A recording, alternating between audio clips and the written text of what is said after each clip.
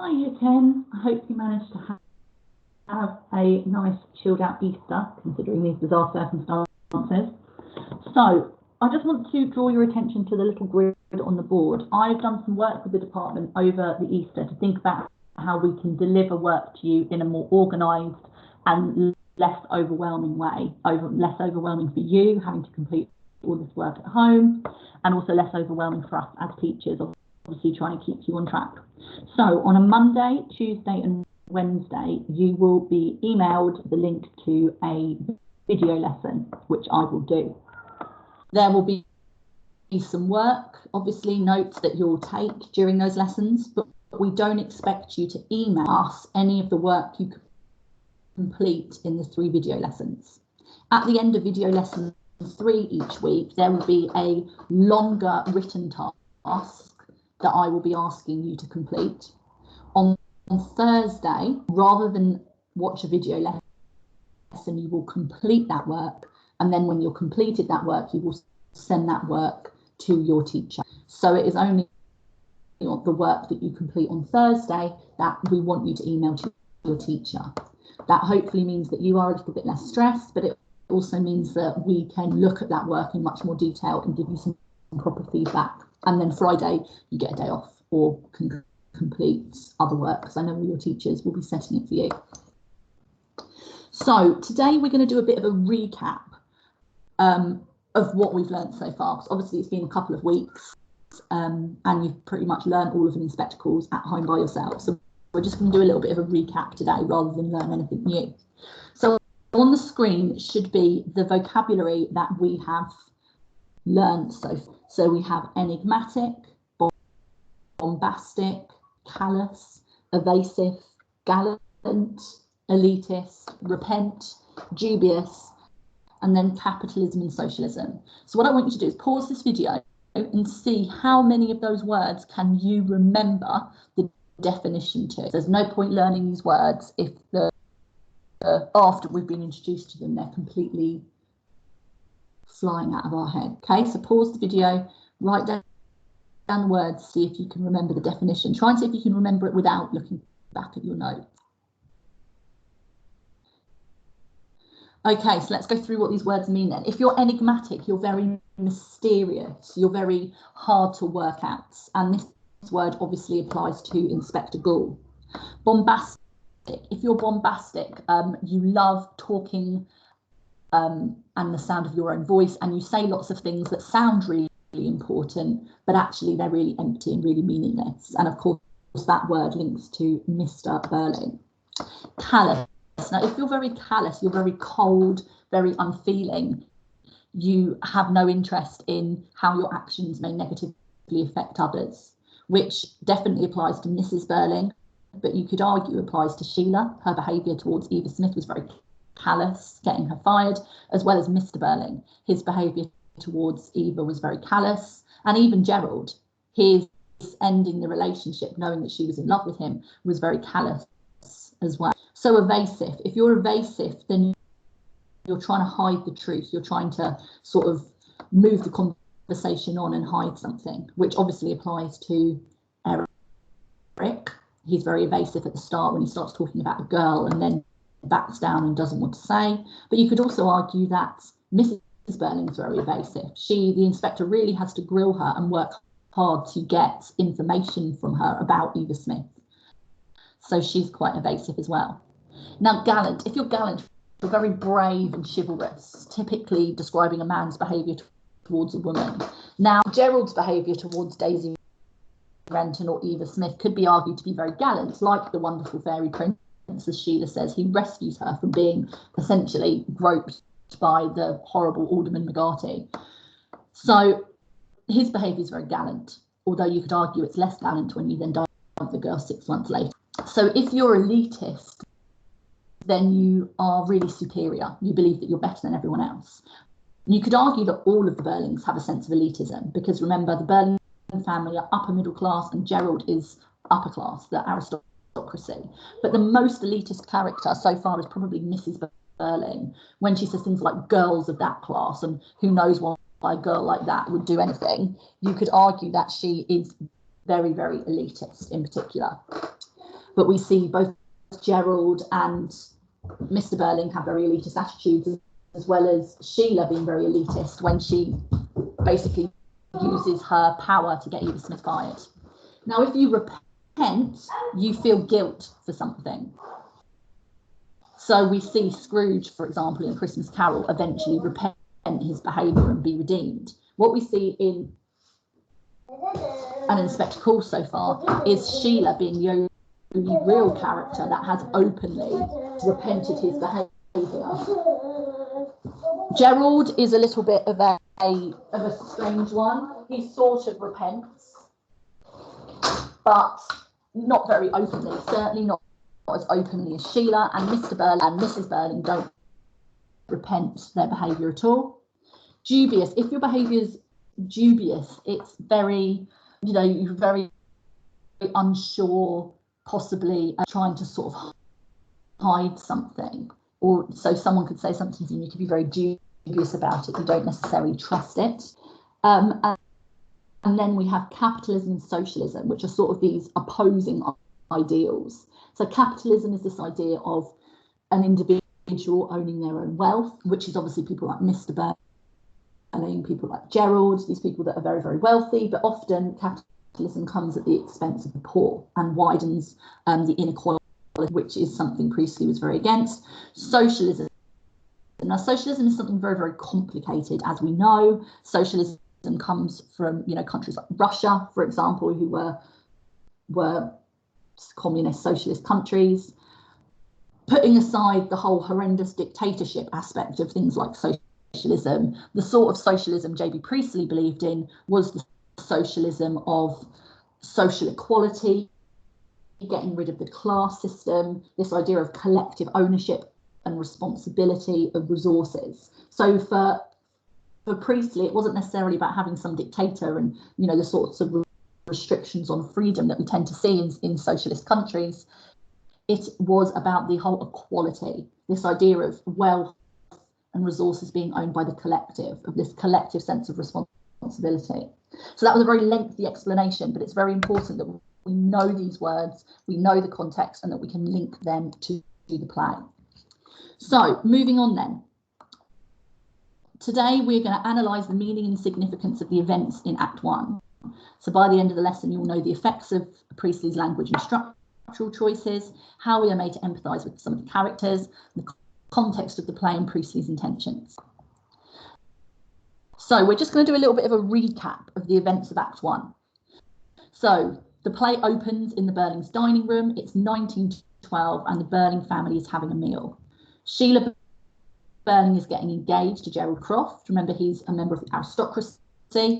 Sheila is not. He gives her an engagement ring and she is very happy, as it's the one she wanted, or is it the one you wanted me to have? A nice misogynistic comment there. Mr. Burling toasts his daughter and Gerald. He lets us know that Gerald's father is a business rival and that the marriage might mean he can expand his business. And remember, Sheila's engagement to Gerald will raise the social profile of the Burling family.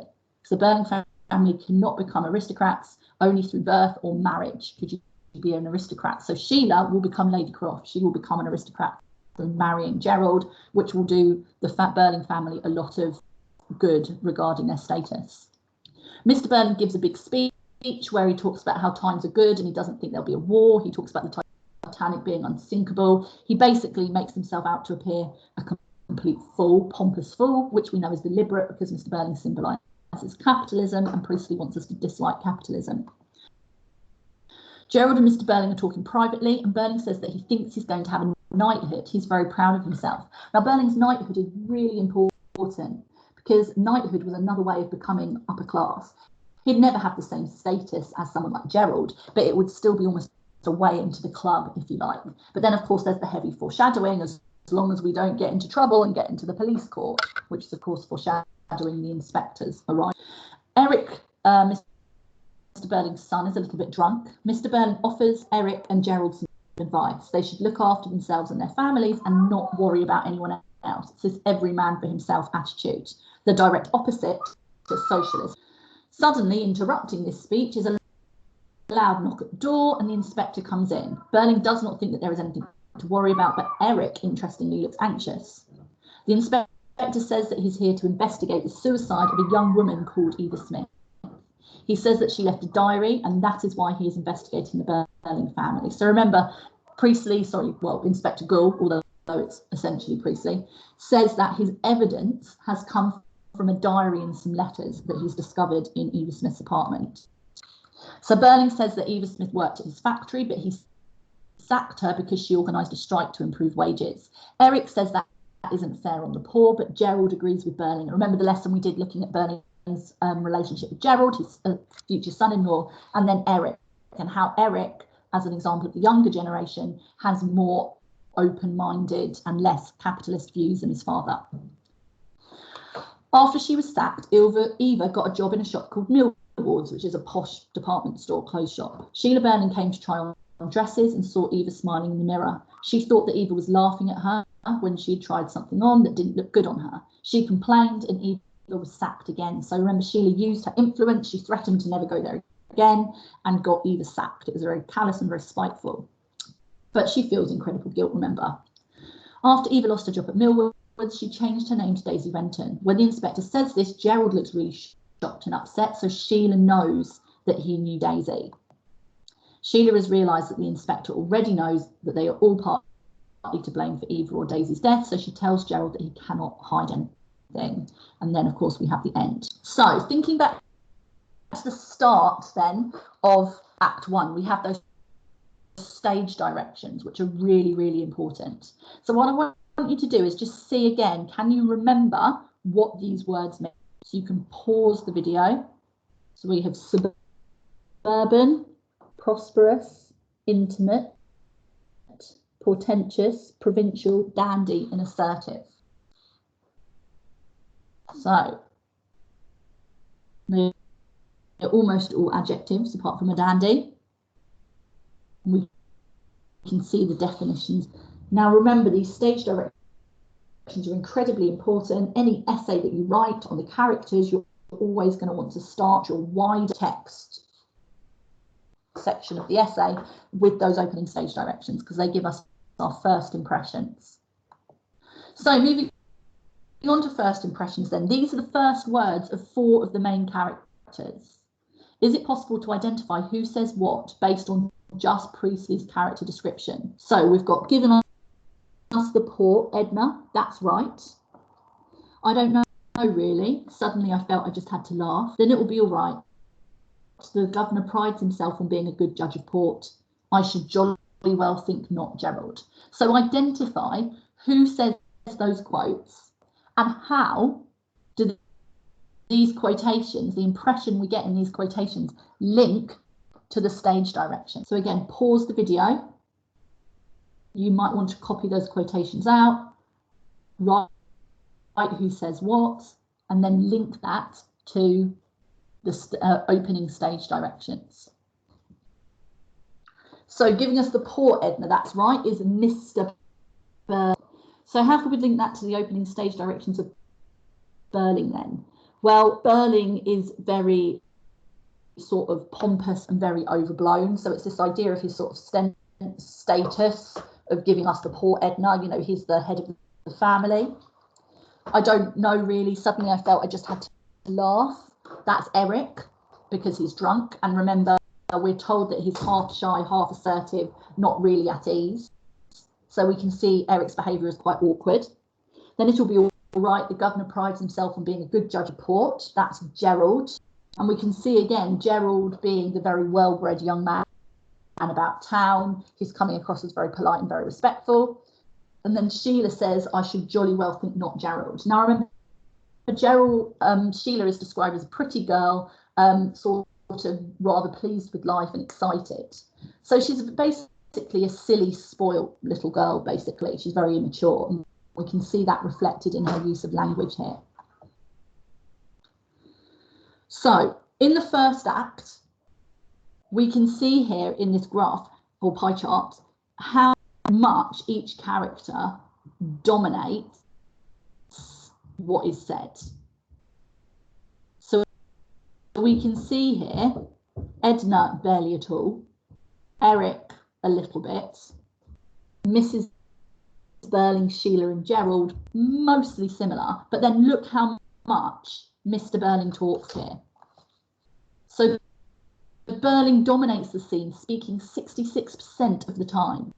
He likes the sound of his own voice and is emblematic of the established order. Now remember, he's the male head of the household, he's the patriarch. Think back to that word when we looked at Capulet in Romeo and Juliet. He's the patriarch, the head of the family.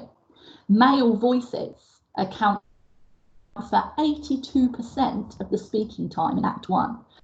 This reflects a patriarchal society in which men hold authority.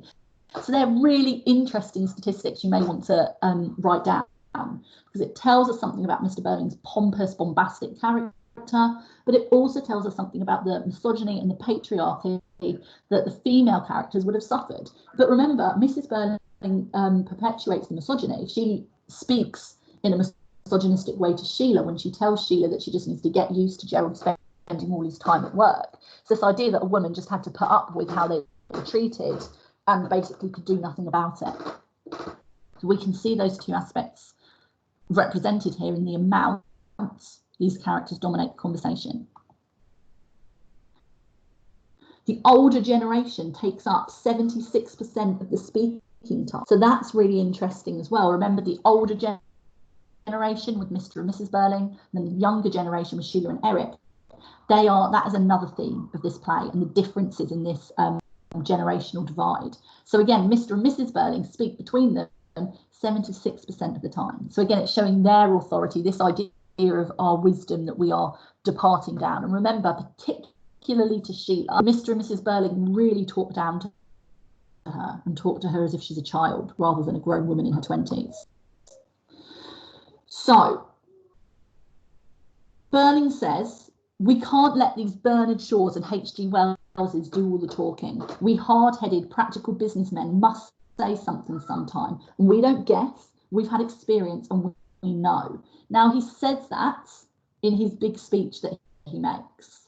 Now, Shaw and Wells were eminent writers who were critical of social norms and prophesied great change in the 20th century. So they essentially wrote, so their writings had socialist ideals in it. Mr. Burling might be a man who speaks a lot, but that doesn't necessarily mean that his words carry weight. Look back over his speech, beginning with, I don't often make speeches at you. Summarise the key points Burling is making. How does Priestley show that Burling is incorrect and does not know after all? So again, think about this the dramatic irony of the fact that the audience in 1946 would know that everything Burling says is wrong. Why does Priestley want to present Mr. Burling in such a ridiculous way? Okay, so you can pause the video and just do that like a piece of revision. So of course the answer is we are supposed to see Mr. Burling as foolish, as an idiot, because he symbolises capitalism, and then we, the audience, remember this is a piece of political propaganda, we're supposed to change our capitalist views to being more sympathetic with socialism, and Mr. Burling is a real vehicle by which Priestley is doing that, by making us dislike Mr. Burling, making us distrust what he says. We are distrusting what he stands for, which is essentially capitalist ideology. So Priestley uses the audience's advanced historical knowledge to comment upon the characters and themes. This is dramatic irony, okay? And we've talked a lot about dramatic irony, particularly when studying Romeo and Juliet, which we know is dramatic irony all the way through because of the prologue. Shakespeare wants us to be this omniscient, almost godlike, fate-like force in the play, looking down and watching these events unfold. So Priestley uses dramatic irony because, as we know, the play was first performed in 1946, but set in 1912, so he can remind the audience of all of what was wrong with 1912 and all of the things they need to make sure will continue to change. Sometimes the irony only becomes apparent on the second read. Now, obviously, this is our first read of Inspector Calls. Next year, we will revise it, and you'll see from the start the aspects of dramatic irony that you didn't pick up until you knew what happened at the end. Use what you already know of the play to guess what the significance of these already heard utterances might be. So, Sheila says, half serious, half playful to Gerald, yes, except for all last summer when you never came near me and I wonder what had happened to you. Now, we should already know the what that is predicting, and hopefully you've remembered that that's predicting the fact that Gerald was having an affair. And we know as we go into Act 2, which we have read, that that was correct. He was having an affair with Daisy Renton. Eric says about Sheila, she's got a nasty temper sometimes, but she's not bad really. So think, that's before the inspector arrives. What is that foreshadowing? And the correct answer, of course, is it's foreshadowing Sheila firing, getting Eva Smith fired because of her nasty temper. And Burling says, I gather there's a very good chance of a knighthood as long as we behave ourselves, don't get into the police court or start a scandal, eh? He laughs complacently. And that is, of course, foreshadowing the fact that a few pages later, a police inspector arrives. And you could argue that Priestley is very effective, very successful in his use of dramatic irony here and foreshadowing. So what we have here, and what's really interesting, is this idea of time. So Mrs. Burling says, smiling, well, it came just at the right moment. Sybil here is talking about Sheila and Gerald's engagement, but she could just as easily be referring to the inspector. Just as Priestley instructs the lighting to be brighter and harder once the inspector arrives, remember it's pink and intimate at the start, the timing of his arrival is also heavily symbolic. So Burling says, the way some of these cranks talk and write now, you'd think everybody has to look after everybody else, as if we were all mixed up together like bees in a hive, community and all that nonsense. But take my word for it, you youngsters, and I've learned in the good hard school of experience that a man has to mind his own business and look after himself and his own. And we hear a sharp ring of the front doorbell. Burling stops to listen. So we know that the inspector is then arriving. So what might this indicate about the inspector's dramatic function? What is the significance of the fact that it is a sharp ring? And is Burling the type of person who is likely to, you know, listen and think about, you know, someone's point of view other than his own? Sorry, on my screen, there's a little black box over that last question as I'm trying to deliver this. So what I'd like you to do is, again, pause the video and just have a go at revising this key moment of Act 1 by answering those questions. So then, of course, we have the inspector's arrival, and we're told the inspector need not be a big man, but he creates at once an impression of massiveness, solidity, and purposefulness. He is a man in his 50s, dressed in a plain, darkish suit of the period. He speaks carefully, weightily, and has a disconcerting habit of looking hard at the person he addresses before actually speaking. Now, what I'd like you to do is just, again, revise your notes and make some new notes on what impression does Priestley want us to have of the inspector here. How would we describe our first impressions of the inspector? Why does Priestley want us to have that impression? So you can pause the video and get that done. So the next thing we're going to have a little bit of a think about is adverbial acting. So sometimes it's not what you say, it's how you say it.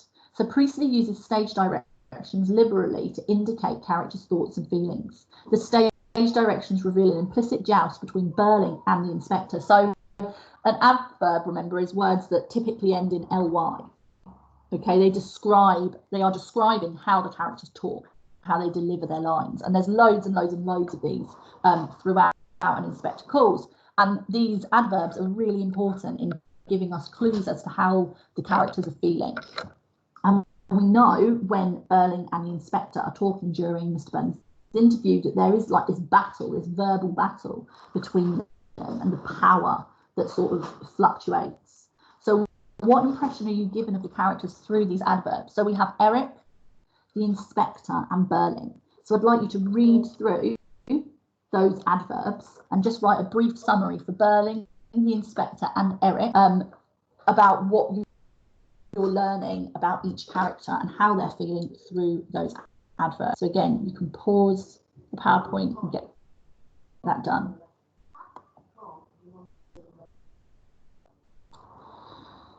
So next then, of course, we have this important line that Priestley says: it would do us all a bit of good if sometimes we try to put ourselves in the place of these young women counting their pennies in their dingy back bedrooms. Eva Smith doesn't physically appear in the play, yet the character dominates the proceedings as much as the inspector does. He speaks for her and forces the Burling family to confront the destructive impact that they have had on her lives.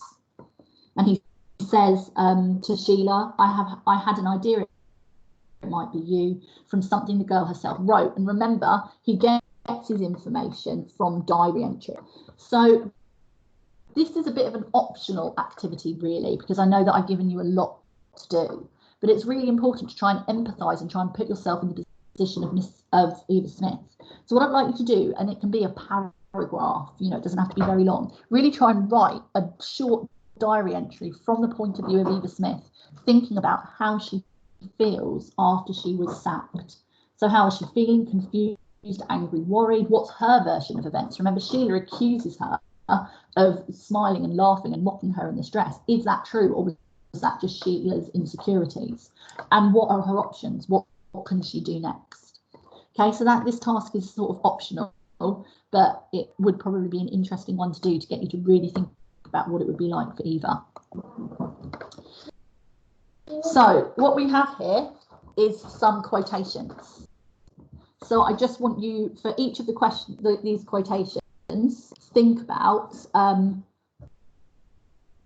who said it, at what point, and who were they addressing? What point is the speaker trying to make? Here, what is the effect of the word cranks? What point is Priestley trying to make? And why use this simile? The way some of these cranks talk and write now, you'd think everybody has to look after everybody else, as if we were all mixed up together like bees in a hive.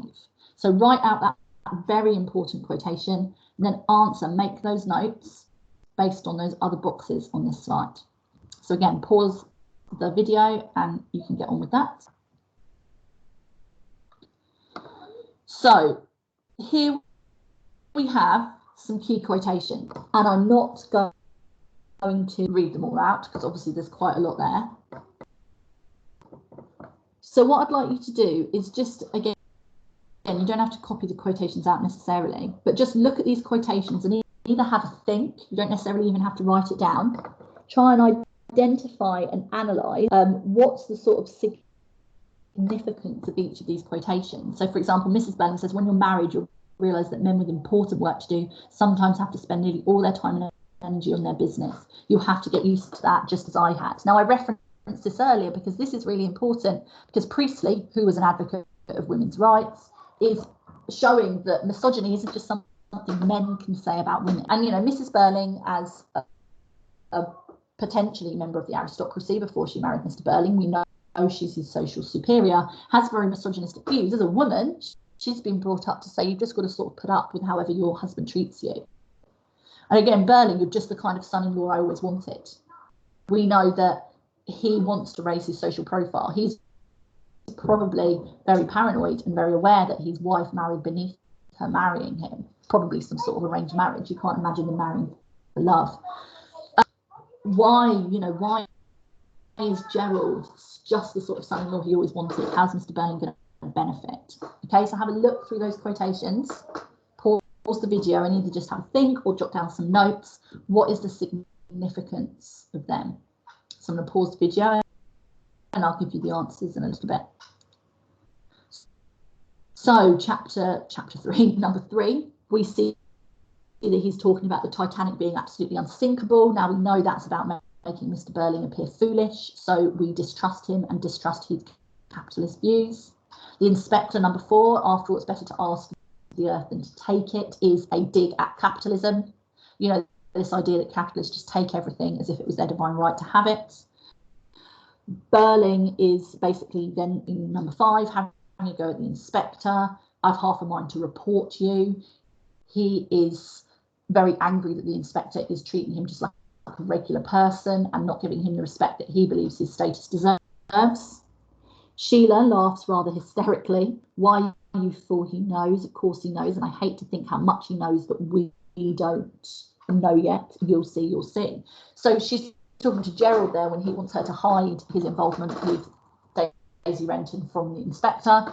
And that's really important because Sheila is foreshadowing that she insightfully has picked up that the inspector is very omniscient. He knows sort of everything, really. So, a final little thought, just to try and explore Priestley's views a little bit more. So here's a hypothetical situation for you. A friend is allergic to dairy. They cope well with this allergy, so it's not common knowledge and easily forgotten. On a day out, you want to go to a particular restaurant. They don't seem keen, your friend doesn't seem keen, but you insist. There's no dietary information on the menus, and your server is only a trainee. Whilst eating, the friend suffers an anaphylactic shock or reaction and has to be rushed to hospital. Who is at fault here? Would Priestley agree with you? Now, this is really interesting because, of course, you've got, is it your fault? The fact that you wanted to go to a particular restaurant? Is it the fact that there's no dietary information on the menus? Is it the fact that the server's fault that he's only a trainee? Or is it even the fault of the friend for not double checking and asking? So just have a think, who would Priestley blame? Priestley would probably blame the restaurant, essentially. I mean, you've been a bit selfish forcing your friend to go to a restaurant, but why is there nothing on the menu? It's this collective responsibility. Or Priestley might even say, everyone's at fault. Everyone needs to accept their part. You shouldn't have forced your friend. The restaurant shouldn't have been negligent and should have had the dietary information, and the server had a responsibility to make sure that he checked whether you had any allergies. The friend had the responsibility for actually managing their allergy and asking that question. So remember this idea of collective responsibility. Everyone has to accept the role that they play in any situation. This is what Priestley's trying to teach us through an inspector calls. So we've got again this quotation about putting ourselves in the position of Eva Smith. Do you think Eva Smith and Daisy Renton are the same girl? What evidence might we have so far, and does it matter? Does it matter whether they are the same girl? Does it matter whether they are potentially different girls? Okay. So that is the end of our PowerPoint. I know that there's been lots of little activities for you to do today. And remember, this is for your own revision. This is for your own notes. You don't need to send me or your class teacher any of this. This is for your own revision, your own note taking.